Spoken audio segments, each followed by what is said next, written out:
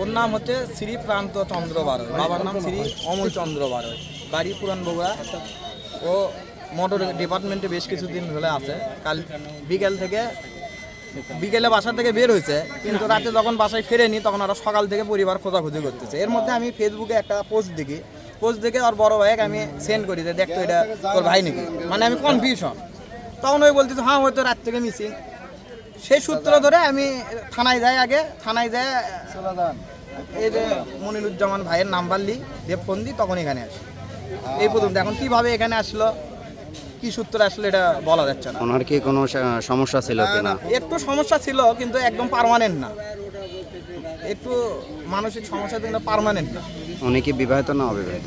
বিয়ে একটা করছিল, কিন্তু সে ওয়াইফের সঙ্গে ছাড়াছাড়ি হয়েছে, এখন বর্তমানে সিঙ্গেল। ওনারা কয় ভাই কয় বোন? 2 ভাই 1 বোন। সমস্যা থেকে থেকে মানুষ অসুস্থ হচ্ছিল,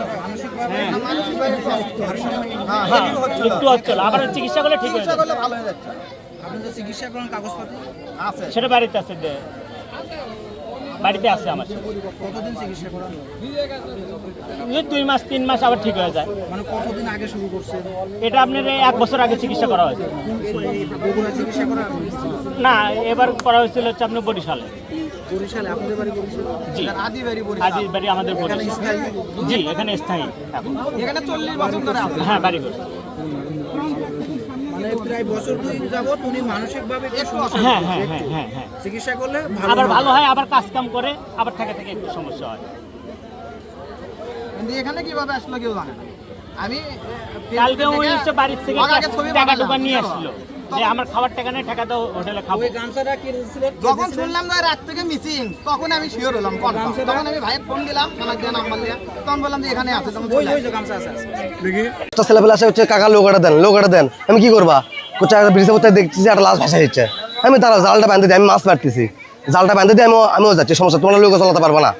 তাহলে জালটা বাঁধে দিয়ে 2টা সেকেন্ড লোক তুলে নিলাম, নিয়ে যায় বোটে দিয়ে। আমি দেখলাম শিওর হলাম লাশ কিনা।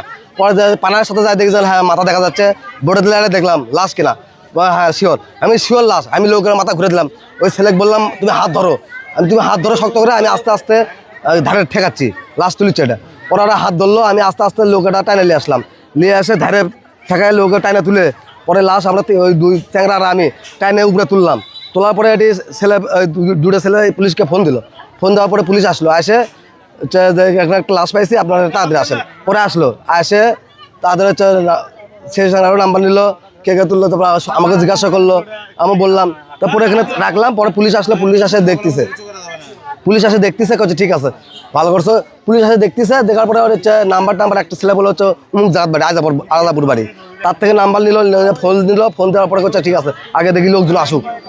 আসা পর্যন্ত এই পরে তারপরে লোকজন ভিড় হয়ে গেলো। দেখা দেখি লোকজন দেখতে আসছে, কত লোক, কত জায়গার থেকে মেলা লোক দেখতে আসছে। তারপরে এখানে তুলে রাখলাম। পরে সেই থেকে এখানে দাঁড়িয়ে আছি। আমরা এটি আধা ঘন্টা 1 ঘন্টা আগে তুললাম, কিন্তু মারা গেছে তো ওই দিক থেকে আসি, আর সেটা তো আমরা বলতে পারবো না।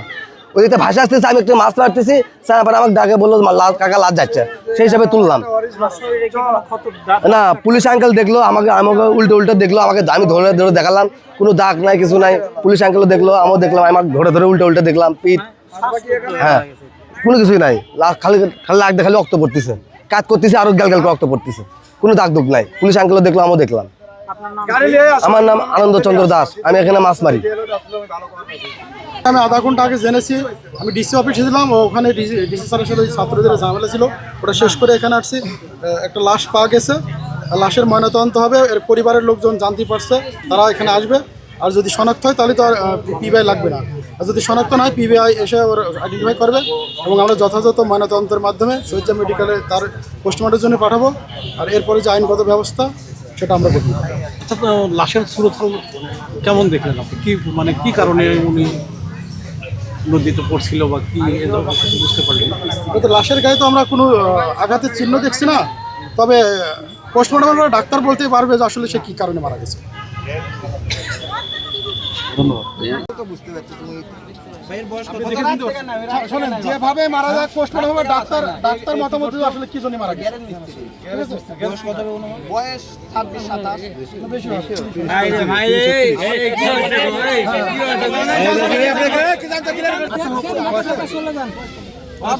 ওর বড় ভাই আসতেছে, দাঁড়া 5 মিনিট দাঁড়া, 5 মিনিটের মধ্যে চলে আসবে। না ওই বয়স না। শ্বশুর ভাই বলে আসতেছে শোনেন, ভাই, সামনে হবে। চলে যায়।